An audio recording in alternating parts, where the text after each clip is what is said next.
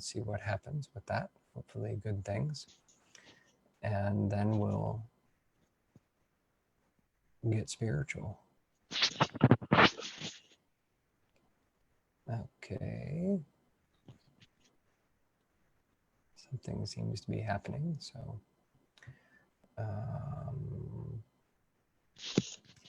It says meeting is now streaming live on Facebook, so Seda, if you don't mind helping me to know if that's true, that would be great.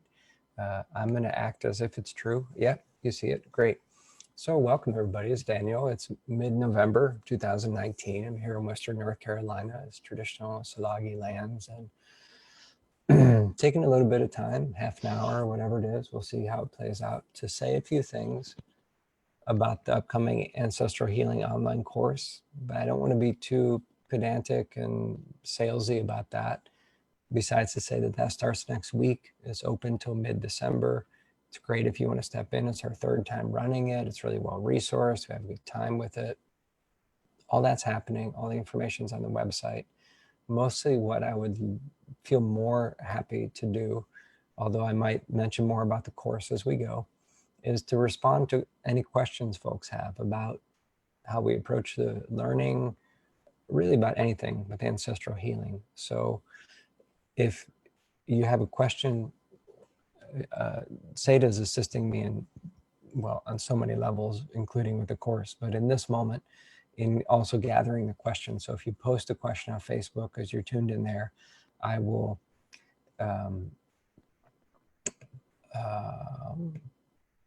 see the question here. So is there anyone who is already present on the call who would feel well met by asking anything about the work or anything like that? Otherwise, you'll be stuck with me monologuing a bit about the dead.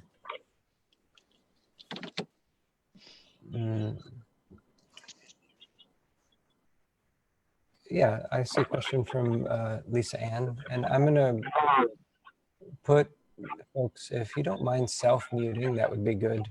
There's a bit of a reverb thing. Yeah, I think we just got it. I see a question from Lisa Ann, so I'm going to engage that. I see that you're grappling with the idea that less healed or less well, less kind ancestors could impact our lives adversely, and finding it a challenge to not be superstitious.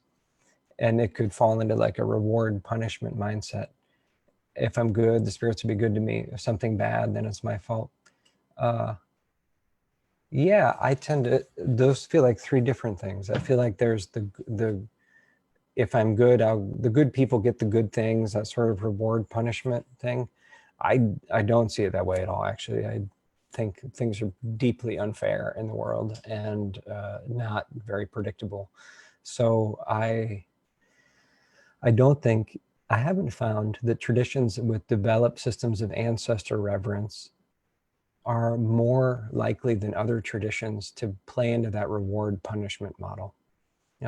If anything, they probably seem more in the, what I would describe, ecological or maybe animist ethical frame, which is that, you know, if a bear eats you, it doesn't mean you're being a bad human. Could have been because you're a really tasty human that was close to the hungry bear. Like there's nothing inherently like reward punishment oriented about it. But the thing that's interesting for me is where I thought you were going to go with the question is wondering, oh, I've had an accident. Is it because of the ghosts? Or I'm having some challenge. Is it because this physical challenge? Is it because of the ancestors? And starting to wonder, is it the spirits causing uncomfortable things all the time?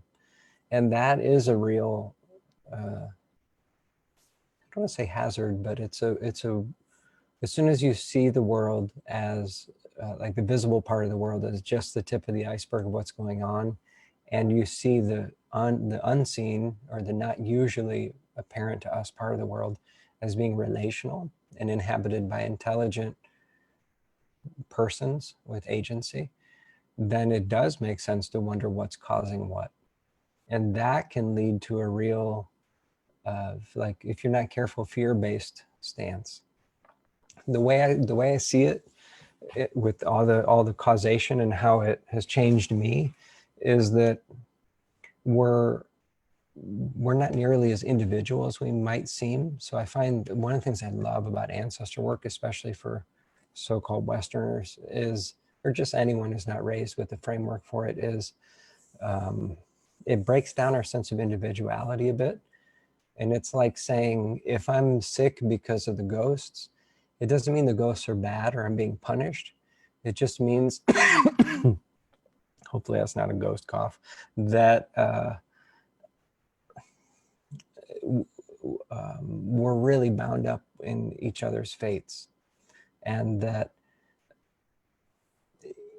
assisting those near to us in the sort of karmic or causal web is a form of self-care, and that the ancestors of blood, because of the genetic bone, blood, body connection, not to mention the family connection, if you're raised by your blood people, those levels of connection mean that we're just going to be impacted by those ones heavily, like it or not. And so it's actually in our strategic self-interest to make sure that our family ancestors are elevated and healed and well in spirit. But if they're troubling us or haunting us or causing physical distress, I don't see it in a punishment model. It's just it's more ecological. If you're living in a swamp, you're going to get mosquitoes, something like that. So I hope that responds a bit. Yeah, I don't see it as a sort of good bad paradigm. If anything, it's a paradigm I actively. I think it's a bad paradigm, to frame it that way. So good. There's a question about somebody asking, can you work with more than one ancestral lineage at once? Yeah, of course. The approach to the ancestral engagement in the course that we take is a lineage-based approach. So it doesn't mean you can't have interactions with individual ancestral spirits, and it doesn't mean that you couldn't theoretically interact with the ancestors as this big undifferentiated field of energy. But working with a group lineage approach and that level of scale is what I found to be a good approach over time. It works especially well when we're working with blood ancestors, but it applies in other areas too. Spiritual traditions talk about a lineage of transmission. Culture itself tends to be lineage based. And so the disadvantage of working with more than one ancestral lineage at a time is your energy can potentially become a little scattered or diffuse, because each one comes with different archetypal or sacred or really interesting magical gifts and qualities. And it can be nice to really get to know those and to know what they feel like in your body, in your system, in your life, and seat those energies in your life. And then when that's really good, introduce another layer of learning and growth. So, but that's just me. I'm kind of structure or favoring. That doesn't mean it's better, but yeah, it's fine. There's a question, does the work sometimes include descendants? That's a question about time, really. I don't have a category in my world for descendants, really, because the ancestors are the descendants are the same. So the ancestors, I don't associate them with the past, really, because they're also the ones that haven't returned yet. They're just the humans that are not incarnate right now. So it's the incarnate and the not incarnate ones. It's not quite as poetic to say it that way. And so we call them ancestors. But in that sense, the ancestors are, the descendants and the ancestors are the same ones. And time isn't, I guess you'd say it's circular or spiral or something, but I don't really, it's not even really a category in my world for the future. It's become stranger and stranger over time. It's not very linear. But the really awake, well ancestors are the pool of energy that, assuming we don't totally self-destruct, will come into the world increasingly over time through the living to have a turn at being incarnate. That's a weird answer, but yeah, that's what I got on that one. As a question from Abby, can I build a solid foundation if I want? How do I build a solid foundation if I want to do ancestral healing work when I feel really far from it? Is it safe to be engaging in ancestor reverence when ancestor practice when I don't feel a lot of physiological and physical stability? It almost always is, if the instability that you feel is a particular flavor of mental emotional instability, that where you feel like you're already flooded from like real or imagined spirit contact, or it's things that other maybe more judgy people would worry would be like a psychotic process, or something like where you're having trouble distinguishing what's real and what's not. That particular kind of thing, if that's what's going on, send me and the staff an email just sharing a little more, and we can see if the course is a good fit. Otherwise, most kinds of mental emotional challenge or physical challenge, it's fine. And not only is it fine, it becomes all the more important to follow the steps, the approach of all the different approaches to ancestral healing that are out there, many of which are great and many of which I don't know about. One thing is true about the way I approach it is very structured and methodical, for the reason that it's high priority to establish ritual and psychological safety. So at no point do I ask people in the course, in the intensives and sessions, people I train, to relate directly with the ghosts or the troubled dead. If anything, I mean, we start out like lesson 1 or lesson 2, because lesson 1's an intro, is about boundaries and boundary setting with the troubled ones. And so if people only get that far, where you're asking any heaviness, stuckness, troubled kinds of stuff to be outside of your personal sphere, that alone can be really life transforming. Because these bodies, they're living altars. We don't have a way culturally or psychologically to seat our relationship with the ancestors, and the body becomes the altar and they live through us, which is a mixed bag, because if they're troubled, then we're troubled and we have a body full of ghosts, and that's not optimal. So you don't have to have any prior background with this type of ritual. And you don't even have to be in a very good place in your life to engage it. And I don't say that because I'm trying to sell courses. Like, there are some kinds of ritual work that are not great to start off with if you feel shaky. But with this work, because it's body-oriented practice, and meaning that it's blood, bone, like work with ancestors of blood, these are things like, we don't get to not have a relationship with our ancestors of body. You can have the settings of that relationship be unconscious, or you can choose to bring the settings of it conscious. But you don't get to opt out of it. It's structural.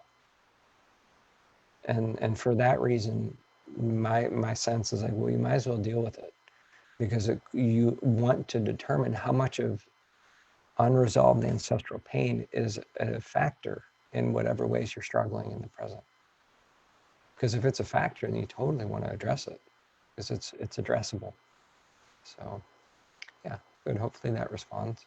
And here's a more, not salesy thing, but we set it up this year. We're trying to be all professional, and I mean, we are, but I'm saying we're leveling up. And one of the things we have now is, if people join the course and you engage a lesson or in the first month of the course, and you're like, yeah, this isn't right, it doesn't feel right, then you can just ask for your money back. It's fine. So we offer a money back guarantee, which feels kind of ethical and fine. So good. And a good question. I mentioned in the promo video that adopted folks or people from mixed families are welcome. And the person writing is adopted. How will I be able to identify my ancestors? Yeah, it's an important and tender question. And there's not only one answer to it. To some degree, I feel I'm a little bit ambivalent about genetic ancestor tests, but it can be useful if you feel okay about the other ethical concerns with them, to have that stream of information. if you're an adoptee or whatever the circumstance, and you don't have access to biological family or that kind of information, then it really is a matter of trusting intuition. Even people who have a ton of ancestry information, it's only going to stretch back 5, 7, maybe 15 generations, which is still a very small sliver of what is the much larger mystery of the dead. So I'll say metaphorically sometimes there's a difference between standing on the beach when it's foggy and you can't even really see the water, or standing on a beach in a clear day, you can see 30 miles out to sea. Even the person on a clear day, you don't see hardly anything of the ocean. You see just a little part that's proximal to you. And in that way, people with little to no information have a kind of advantage because they're less likely to project all the recent stuff onto the old ones, because you don't actually have a lot to project onto them. I've stepped a lot of adoptees through the basic process of coming into direct relationship with their ancestors, and so be hopeful that that's quite possible. Your body is the antennae and the like the rattle you shake almost. It's the way you summon them. So the ancestors, when a living person hasn't been raised by blood family, I think are all the more touched and moved by the outreach when it happens. So be hopeful about that. A lot of people have pushed through that perceived obstacle and found that once the connection's made, that things flow really easily, and it can be healing when there's healing needed. And let me add that I don't mean to suggest, because we're focusing on ancestors of blood, that that blood or biology should be the sole thing that we weight in identity. Many people's parents are not biological parents, and so I'm not saying biology is like the end-all be-all of family or of identity or anything like that. And there's a way in which I do feel biased that ancestors of blood should be included. Partly this is because it's good to inhabit our particular cultural moment where we're trying to metabolize a lot of really harmful legacies of especially racism in this context, but also sexism and colonialism, occupation of land, and other kinds of hazardous cultural troubles. And those troubles were generated by our ancestors, saying our, meaning, people have lots of different ancestors. So to different degrees, the ones who came before us in time are responsible for the mess. And they can also become really good allies in helping to clean those things up. But, the dead, they're hazardous to relate with, but they're hazardous to avoid. So it's better to face it, to take the whole situation head on, and to look at what has been lost. Most people I meet weren't raised with a framework for ancestor reverence and ritual. And where I'm coming from in the course is that these things are learnable. They can be reclaimed. I wasn't raised with that framework, and now I'm a distributor. It's a funny job, but it's been just outgrowth of my own journey of belonging, to get to know my people and then realize, like, oh, this is important. And so since 2004 or 5, I've been stepping others through a process that worked well for me and refining that. So yeah, any other questions? How are we doing here? Anything else that's helpful to speak to? I could say some things about the course if that's helpful, but a lot of that's on the landing page. I will, I see a question that comes in here from Denise, and that you've done rituals to connect with ancestral guides on lineages that are already fairly well And there are water spirits, stone spirits that are showing up. What's my experience with that? Yeah, when we connect with the older, and when I say older, it kind of is linear and it's kind of not. When we connect with the strata of our ancestral lineages that's quite integrated and healed and whole, we find that most of the time they are deeply woven in with other than human powers, with the waters, with the stones, with the spirits of weather, plants or animals or deities or the stars or the moon or whoever it is. And that's cool, period. It's enjoyable, it's interesting. And then beyond that, it is nourishing for us because we can relate, we see that we inherit those relationships, we inherit an affinity for these other aspects of life or for the other than humans through our ancestral lineages. And the affinities like that, once we identify them, are gateways into intimacy with the earth and the rest of life, which is healing, it's enjoyable, it's good, and it's a way of starting to bring water into really dehydrated cultural terrain and to bring kindness and nurturance and reconnection in a moment when there's a lot of contracted, disconnected, human-centered behavior. So that's good, it's corrective. And it's good to break up, even though we're focusing on the ancestors, which it's a human kind of mystery.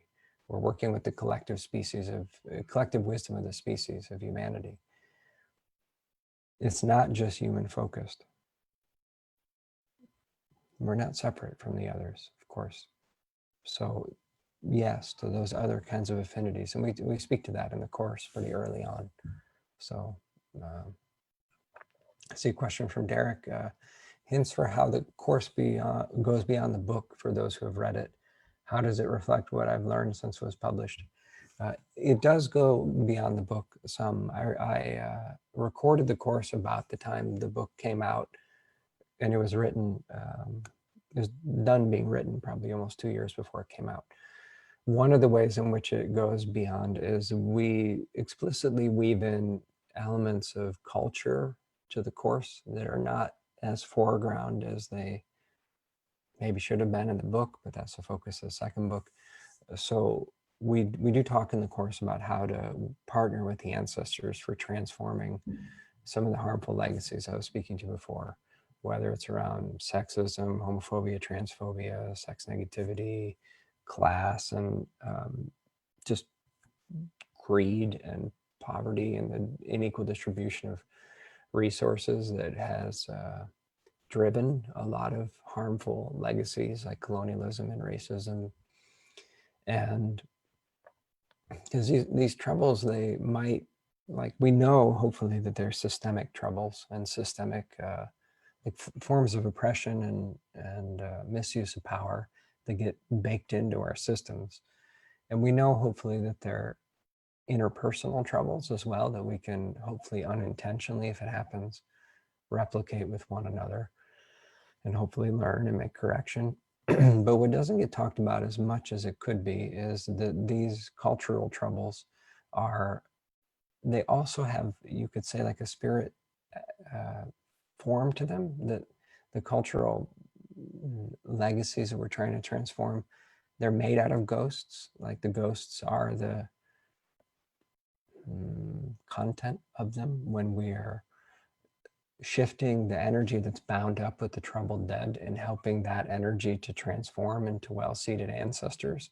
It's like we're working out blockages and stuck areas in the larger psyche of the species in a way that allows for and supports attitudes and systems to shift more easily among the humans.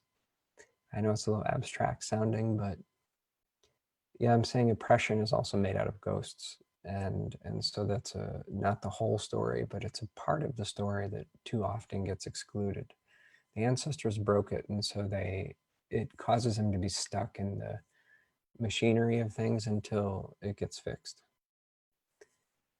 So yeah, not sure if I've said it like that before, but thanks, Derek, for that. Oh yeah, here's a question from, it's a good one from Bonnie. In the book, I suggest that when people cross over, women tend to join the matrilineal ancestors and men patrilineal. Can I speak more about this?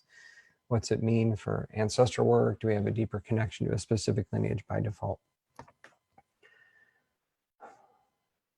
It's not always like that. I know I say that, and what I want to say right at the same time is that pattern is that I'm very committed, not just because it's the right thing to do, but because it's how I like metaphysically see things, to make sure that people who are gender nonconforming, trans, genderqueer, in any way not really easily finding their identity in a heavily binary way of constructing gender, that folks in that broad demographic are not feeling confined or kind of boxed in by the work. And it's an ongoing dance to recognize that there is a kind of, when we're looking at the mystery specifically of blood lineage ancestors, there is a way in which we're talking about biology, and we're looking at lineages of eggs and sperms, if you will, sperm, if you will. It's not quite as poetic as like the grandmas and grandpas, and yet it's more accurate, because to say just that someone gave birth, it's not totally safe to assume that their gender identity was as a woman. It's not safe to assume that I certainly am not assuming that their gender expression fit any ideas about how birthing humans need to behave. I'm not assuming anything about the sexual orientation of the dead.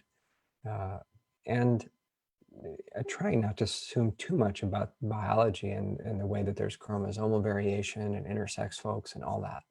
So I tend to see people with diverse expressions of gender identity that are not fitting the quite restrictive cultural norm as embodying ancestral gifts or bringing ancestral blessings back into this dimension by doing that. Same with people who are not straight or not, breaking the mold in terms of the gender expectations. So I know it's a long-winded answer, which it might not have been the question beneath your question that was sent in, but it's also true that folks who are cisgender like myself sometimes are like just vibing really deeply and really beautifully with a certain lineage. Like I feel that my relationship with my ancestral grandfathers on both my mom and dad's side has been really lovely and healing and inspiring in my own understanding of masculinity in a healthy way.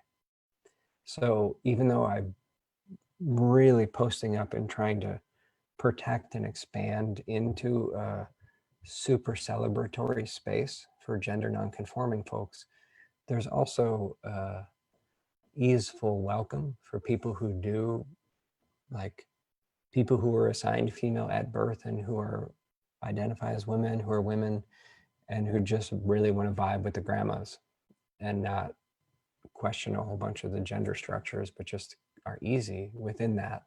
That's great too. That's super welcome also. And so what I love about the work is that the one thing I love about the specific lineage aspect or niche of ancestor work is that we're invited, as we get to know different ancestral lineages, to activate within ourselves different expressions of the sacred masculinity, sacred femininity, sacred qualities that are not particularly gendered, sacred qualities that are intentionally gender blending and, complexifying. So it does a cool thing to identity to be invited to hold and to allow space in our sense of self for all those things. There's more that can be said about that, but it's a question that's actually very important, and it's a tricky balance because the focus on blood in particular means that we need to really consciously navigate the intersection of identity and body and gender and all that. So yeah, that's a short version for a Facebook Live. So good.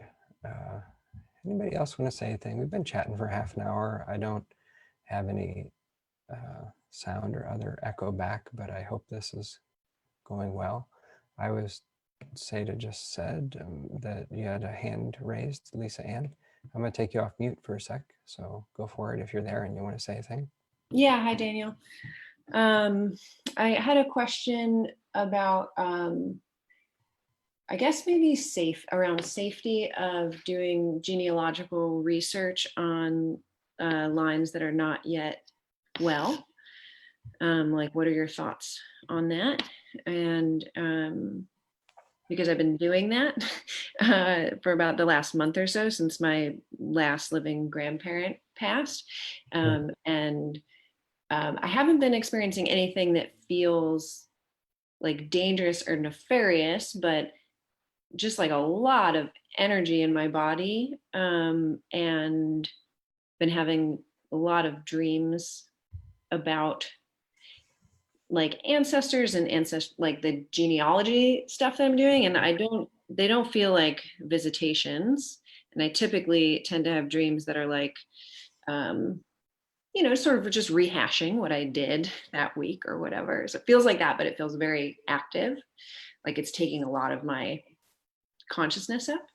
And so as I'm still just like grappling, like I said in my first question, with these concepts of like, as you put it, like being in the ecosystem with the spirits and the ancestors and your impacts. Yeah, sure. It can be a way, remembering names, learning the history. It's like, if it wasn't for you meddling kids, all this would have stayed buried. And so there's a way in which you are agitating the system just by learning the history. I actually think the super trendy, mostly awesome, but also definitely a big shadow side to it, genealogy universe is both awesome and maddening to the dead, because it's like someone you really want to talk to suddenly remembered you and is talking to all their friends about you instead of calling you. It's like, God damn it, like they want to relate, I think. And so to be talked about, some people will learn all the names of their people but never actually say hello to them. And so that can happen, that once their name starts to be spoken by the living, they're like, what you doing? What you got? And if it's like that, then you can just gently ask the powers you already know and trust to be like, hey, come on now. Everybody wait in line. There's a waiting room. It's not my body. And I have intent to work with you. You got to be a little more patient. So it's okay to have boundaries. We'll talk about that in the course as well. And the other factor is, if there's an uptick in sense of contact, even if it's like ambivalent or unhelpful style contact, then you want to ask, did something I do call that in? Or did something I do bring attention to the fact that it was already there? Is it just agitating what's already there?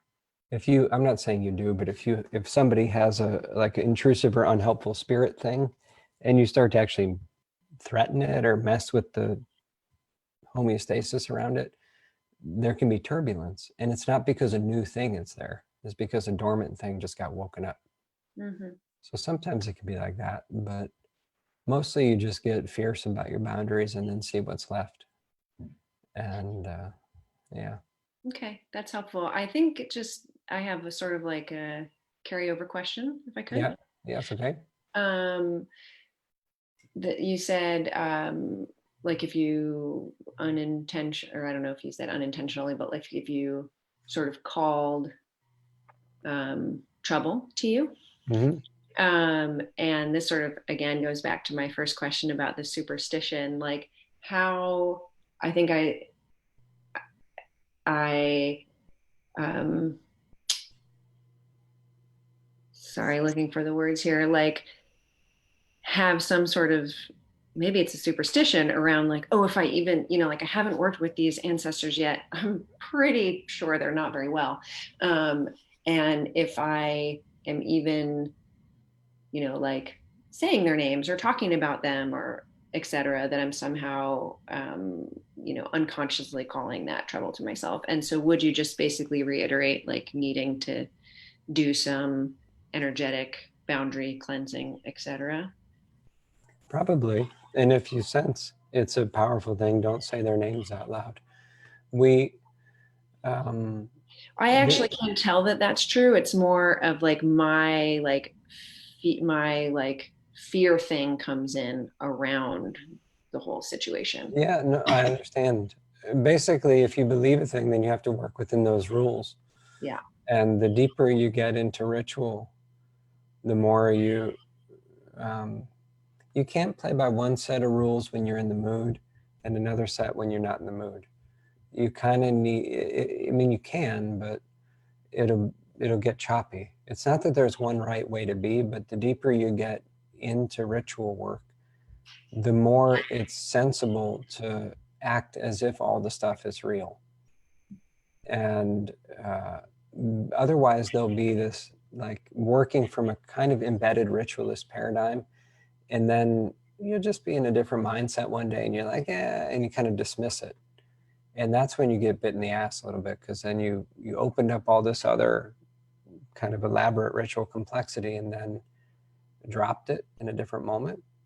So in that sense, I almost, in your particular case, I almost want to say like, go superstitious a little bit and allow yourself to navigate within that space, but with agency and with creativity and assertiveness. Because the party that might be resisting it, it might actually be more empowering to embrace it. Because the other side of the superstition is sort of like disempowered, witchy way of seeing the world. So if you be like, oh, actually, sure, there's all this consequence and I can do stuff. So I'm going to step in and I'm going to put this really superstitious protective plant over the house and now it's handled or whatever. So yeah, get witchy back at the fear. That'd be my sense and see how it goes. And if you feel spun out, then do it a different way. Yeah. Okay, I like that. Thank you. Cool. Thanks, Lisanne. Yeah. Okay. There's a question from Teresa. Is there anything we can do for friends or not blood relatives who don't have a spirit framework but might benefit from ancestral intervention? Yeah, I mean, there's so much. It's important to not jump into doing ritual with the dead on behalf of others unless you're really steeped in that work yourself, and you have some framework for how to navigate that safely or some training, and you've been asked by that person to intervene. Otherwise, just making a space to talk with them about things is great. So that's helpful. If they are related to you by blood so that you have the same ancestors, you can help those ancestors who are also your own to be at peace. If you can always essentially pray for people and ask and really hold them in a kind regard and positive light and wish well for them. And then beyond that, it gets into terrain of consent, and to really get up in somebody's space, unless you have a really good reason, you want to almost always have some kind of explicit consent from them. And yeah, so it's kind of case by case beyond that. But there's almost always something that can be done to express compassion and kindness in a way that still respects people's agency and autonomy. So that's maybe a general answer, but let me say a thing, because we've been here for 40 minutes, about the course itself. There's 14 lessons. They're almost every week, but we have a few breaks structured in. With each of the 14 pre-recorded lessons, there's also a bunch of extra resources, articles, blog posts. It's kind of a lot. People report it. being overwhelming until I'm like, don't worry about it. Just they're optional. They're like, oh, and then they're actually nice. So there's a bunch of like people have lifelong access to the course if you sign up. So what I'm saying is there's hours and hours and hours of articles and resources about ancestral reverence in different parts of the world. So if you like the intellectual learning, that's a part of what we're doing in the course. And each of the 14 lessons has a corresponding live conference for an hour, 15 minutes. And that's 45 minutes of me just doing Q&A for what's coming up for people in the course. And the other half hour is small group breakouts. And there's 8 people that I've trained in ancestral healing work who will be resourcing the course by guiding small groups. So you have a chance for that one-on-one or small group contact. And then you can send in questions to me and I'll get back to you on that. So you can ask me anything. And there's an extensive archive, the FAQ, from the last 2 runs of the course. So there's like a 40-page Q&A document. And me and Seda and the team are really responsive. Like we take the work seriously. It took me a while. I taught this for 11 years in person before I even considered doing it online. And the question comes in, what have I noticed doing it online versus in person?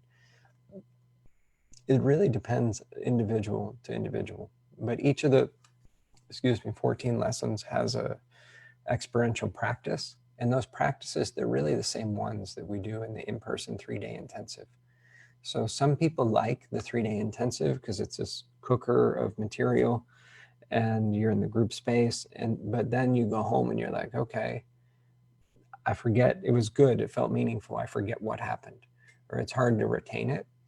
And so the nice thing about having an online course is it's more titrated or spread out. And you have recordings you can access of the things. So you can do that when you're in a good space. Maybe you come to a 3-day training and you're just in a foul mood and then you can't drop in and then you're like, I wasted my money or whatever. And so you can pace yourself with the online course. And if you get stuck, there's a good number of people who offer sessions in this work. So that's a really easy way to unstuck the energy. So some people complement participation in the online course with the occasional individual session and find that things move along really well. If you like and feel supported by the intellectual framework and understanding why a thing is set up the way it is and all that aspect of things, the online course is really thorough and there's a ton of material in it. And another thing that's nice, and then we'll move toward closure soon here, is there's people really from all over the world in the course. And the international and ancestrally diverse makeup of the learners in the course is kind of encouraging and sweet. And you can often find somebody who's got a similar background or knows about a thing you want to know about. And so that sense of moving through a process together, people report feeling really connective and enjoyable. So that's what I know about the course. This is our 3rd time doing it and we have it pretty dialed in. It's kind of a big deal. I have a good time with it. And we do have a Facebook group where people connect with each other. Unless you're one of the 4 people on Earth who's not on Facebook, which is good for you if you are. And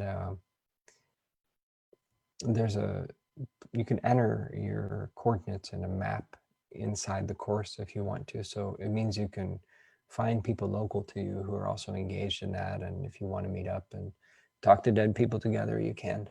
So that's an option. Yeah. Good. Anything else, Seda, you think we should say while we're here? See, Zoe, you have a hand up. You want to say a thing before we complete? I'm just really excited for the course. Hi, Zoe. Hi. Yeah, I wanted to like come out of the woodwork. I love the ritual course. And can you hear me? I can, go for it. Yeah. Okay, yeah. I want to sort of confess that I find that I'm crazy passionate about this and super insecure. And emotional now. And I'm very like a recovering intellectual Mhm. person. And that's one of the reasons I am drawn to you as a teacher, because of your mind. But I find that it's too easy for me to run ahead with my mind with this stuff. And the rest of me, it's like I know I learn it from a subtle place. That's where I really learn it. And when I'm in that subtle place, it works. But a lot of times my mind races ahead. And then I like recoil and I get spooked and scared. And I think this is weird. And, oh, I don't really belong here. Okay. And I can't really do it because, like you said, it's like following a trail of breadcrumbs. But Yeah. I haven't heard anyone say this out loud. And I just, it's almost like a confession. And if you have any comments or encouragement, because I'm really leaning towards taking your course, but I didn't want to hide with this Oh, side that's of great. No, I super appreciate it, Zoe. it. Thanks. I'll put you on mute and respond. Yeah. What I would say is totally honor your intellectual learning and intelligence and the ability for that to complement your direct experiential self. And there can be an anti-intellectual streak in some spiritual circles, and I strongly oppose it.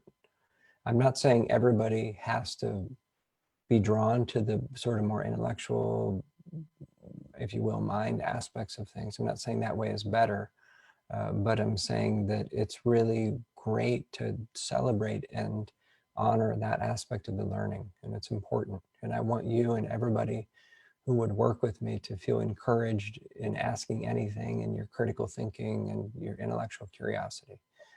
And you're right that ritual requires bringing our whole self in. And that means like the parts that are scared or really tender or really magically tapped in and super empathic and sensitive. And so that somatic body knowing and emotional attunement and all that is where the potency of ritual really comes in, because when we bring our whole self in, and when the intellectual gifts are serving that whole self, then the mind is really aligned and helpful, and the places that are vulnerable and feel really tender can feel protected and lifted up and honored by the more intellectual aspects. So there is a need at a certain point with ritual to just get messy and have the chaotic, crying, just unraveled, like vulnerable, all of it aspects of the learning. So that is super welcome. It's supported in the course, of course, and then the structure, which isn't just about intellect, but the structure is part of what establishes a safety. So when you're really cracked open, having a structure to fall back on or a guide that you're working with can actually prevent you from getting into real hazardous terrain, because there are risks with the work. So the structure is and the form is connected to ritual safety, including for the more vulnerable parts. So you want to say last thing? Yeah. Oh, I thank you for that. I guess what I'm really frustrated with is I feel like my mind sort of hijacks me and dominates. And then when it does that, the other part of me like pulls away. And No, I understand. so I'm like trying to find that balance, like to try and slow down my brain. And that's why I said it took me 2 years to get through your book, because I kept getting, my brain would like be like a dog running off with it and leave the rest of me behind. I understand it. Okay. Don't go to war with intellect. Okay. The intellect comes with swords. You'll lose. But you have to make a study out of fear, is what I would say. Okay. And challenge your mind to sweetly and kindly understand the roots and the nature of fear within your psyche. Okay, that helps. Thanks. Yeah, thanks, Zoe. Yeah, Thank you. that's good. Seda, do you want to say a thing while we finish? Just for people that have taken the course before, it's really enhanced with the small group sessions. People have felt really well met by that in the other courses that we've done with all the live calls. And there's also recordings, audio, video, as well as transcripts of all the live calls. And so that you can really look back at all the material. And yeah, we're really proud of the course. It's good, and it meets people really, really well. And there's a lot of people taking it again who have taken it before, a lot of people who are new to the work, people that have done a lot of the work. It's just really good. That's what I got. Yeah.